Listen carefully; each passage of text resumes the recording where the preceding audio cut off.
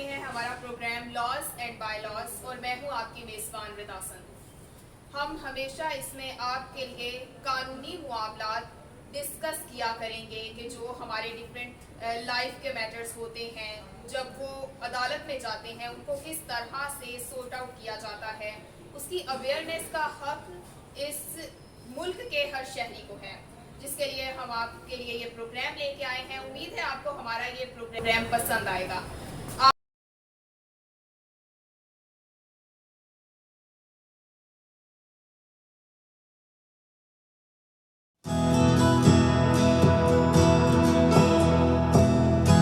आज जिस मौजू पर हम बात कर रहे हैं वो फैमिली कोर्ट्स से रिलेटेड है। फैमिली कोर्ट्स में जो हमारे मैटर्स जाते हैं उनके हवाले से बात करेंगे। मेरे साथ इस वक्त मौजूद हैं बिलाल शाह एडवोकेट साहब, जिनकी एक्सपर्टीज भी फैमिली मैटर्स में ही है। अस्सलाम वालेकुम। वालेकुम अस्सलाम। क्या हाल है आपके?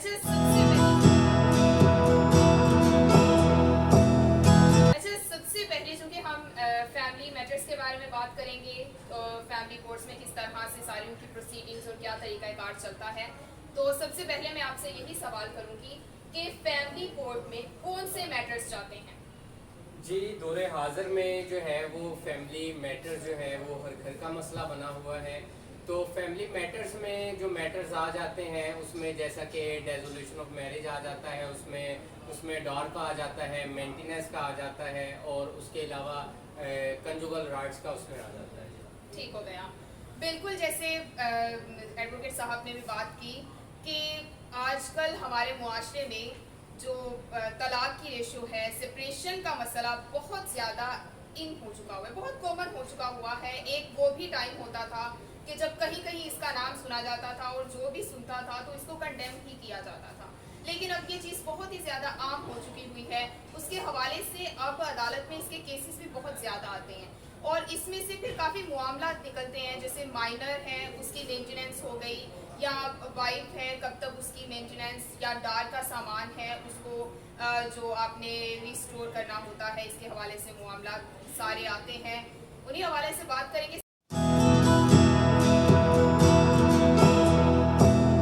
सबसे पहले मैं पूछूंगी कि माइनर की मेंटेनेंस का क्या सिस्टम है, फीमेल्स और मेल्स को किस तरह से डिस्टिंग्विश किया जाता है जब वो अडल्ट होते हैं, और क्या सारा उनका सिस्टम है?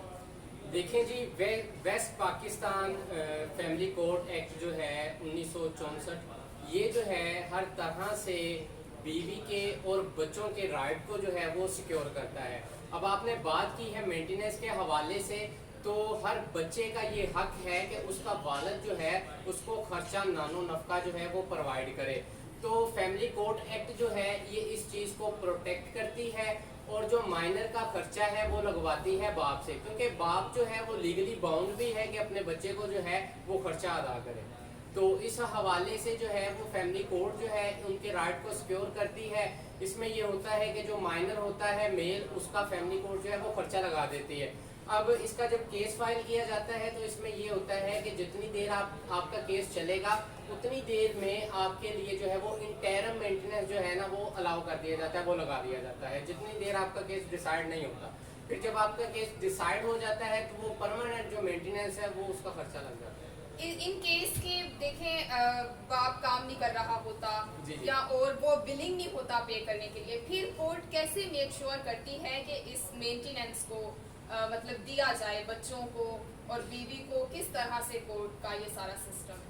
देखें जी, जो बाप है उसकी रिस्पॉन्सिबिलिटी है कि वो अपने बच्चों को जो है वो खर्चा अदा करे। कोर्ट जो है वो इस चीज़ को तस्लीम नहीं करती कि बाप जो है वो जॉबलेस है, काम नहीं करता, वो खर्चा अफोर्ड नहीं कर सकता। वो जो खर्चा है वो बाप ने अदा करना ही होता है। इन केस अगर जो फादर है वो इस कंडीशन में नहीं है कि वो मेंटेनेंस को प्रोवाइड कर सके, तो फिर इस केस में ये होता है कि अगर उसका दादा जिंदा है और दादा जो है वो साहिब हैसियत है, फिर उसको पार्टी बनाया जाता है केस के अंदर, ताकि वो जो है वो अपने पोते का या पोती का जो मेंटेनेंस है उसको अदा करे।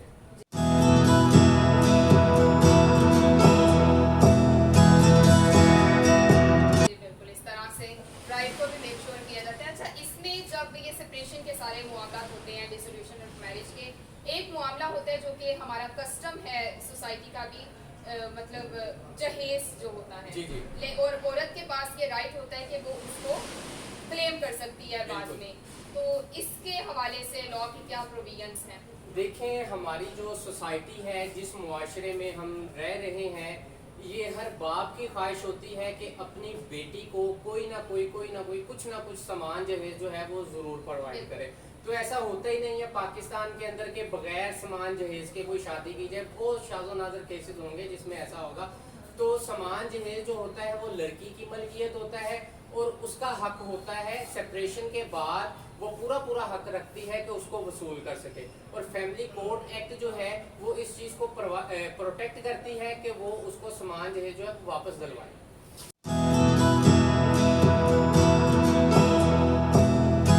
ठीक हो गया। अच्छा, इसमें जब चाइल्ड की कस्टडी का मामला आता है तो उसको कोर्ट किस तरह से प्रोसीड करती है? हाँ जी, सेपरेशन के बाद सबसे बड़ा जो इशू होता है वो यही होता है कि बच्चे किसके पास जाएंगे, माँ के पास जाएंगे या बाप के पास जाएंगे।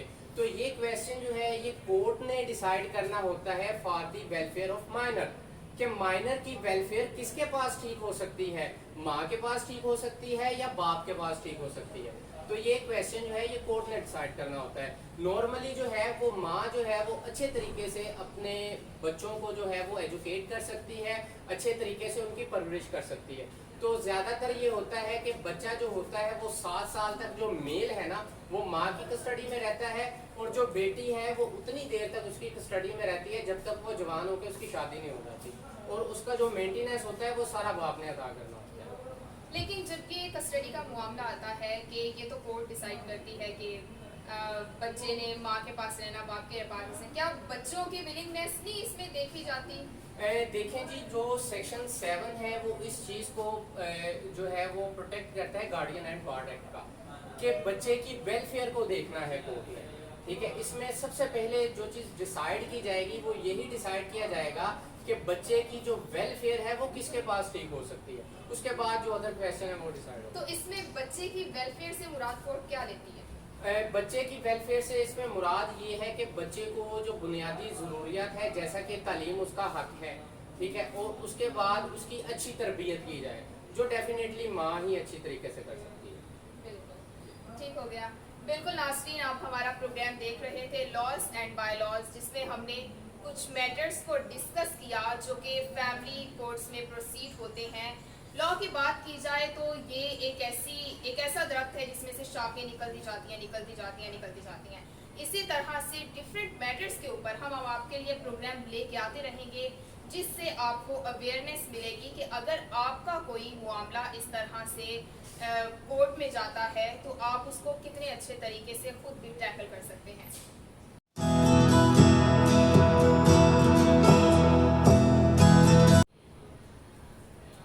अच्छा, जैसा कि हम बात कर रहे थे मतलब फैमिली कोर्ट्स में उसमें आने वाले मैटर्स के हवाले में, जिसमें सबसे बड़ा है डिसोल्यूशन ऑफ मैरिज का एक मैटर है, और हमने बात भी की कि तलाक की शरह हमारे मुआशरे में बहुत ज़्यादा बढ़ चुकी हुई है। आपको क्या लगता है कि इसकी क्या वजूहात हैं? जी, मैं समझता हूँ इसके पीछे बहुत सारी वजूहात हैं। सबसे पहले जो वजह है वो है जी मोबाइल फ़ोन।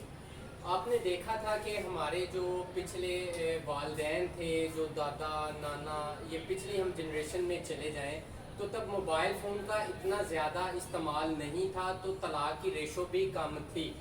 तो उनके जो पेरेंट्स थे, जैसे कि हमारे पेरेंट्स के पेरेंट्स थे, तो वो अपने बच्चों को यही तरगीब देते होते थे। अगर उनकी बेटी है तो वो बेटी को यही कहते होते थे कि जिस घर में आपकी शादी हो के गई है ना, आपकी उस घर से लाश ही अब आए। ठीक है ना, कि आपने हर तरह से कॉम्प्रोमाइज़ करना है, अपने हस्बैंड की बहुत ज़्यादा आपने केयर करनी है, बच्चों का ख्याल रखना है, और हस्बैंड के साथ जो अटैच उनके रिश्तेदार हैं उनका आपने ख्याल रखना है। तो बच्चियों को जो है वो ये समझाया जाता था। तो अब ये चीज़ें मुआशरे के अंदर देखने में नहीं आती। अब ये होता है कि थोड़ा सा भी अगर कोई बच्ची के साथ मसला बन जाता है, वो फ़ौरन अपनी अम्मी को कॉल लगा लेती है, भाई को कॉल लगा लेती है, वो कहते हैं जी रुकें जी, हम 5 मिनट में ज़रा आ रहे हैं, हम बताते हैं आगे। तो इसमें यह है कि कॉम्प्रोमाइज़ करना बहुत ही ज़्यादा ज़रूरी है। देखिए सेपरेशन में हम देखते हैं यहाँ पे बहुत ज़्यादा केसेस लगे होते हैं अदालतों में, बच्चे रुल जाते हैं। तो जिस हद तक कंप्रोमाइज़ होना चाहिए, करना चाहिए, एक दूसरे की बात को जो है वो बर्दाश्त करना चाहिए। और सेकेंडरी इसमें मुआशी तंगी भी कुछ आ जाती है, उस वजह से भी जो है वो तलाक की रेशो बहुत ज़्यादा बढ़ गई है। तो कॉम्प्रोमाइज़ मेरे हिसाब से करना बहुत ज़्यादा ज़रूरी है। ठीक हो गया, बिल्कुल। फैमिली हमारी मुआशरे का एक प्राइम इंस्टीट्यूशन है जिसकी बुनियाद पे हमारे मुआशरे की बुनियादें हैं, और इसको मेंटेन रखने के लिए, अपने मुआशरे में अमन इस्तेहकाम को कायम रखने के लिए हमें इसके लिए अपनी एफर्ट्स करना ज़रूरी होती हैं। और इस तरह से एकदम से अदम बर्दाश्त का और इस तरह से मुजाहिरा करके तो अपने घर नहीं तोड़ने चाहिए कि जब आपने एक दूसरे को कबूल किया है तो फिर उस साथ को आप लॉन्ग टर्म लेके चलें।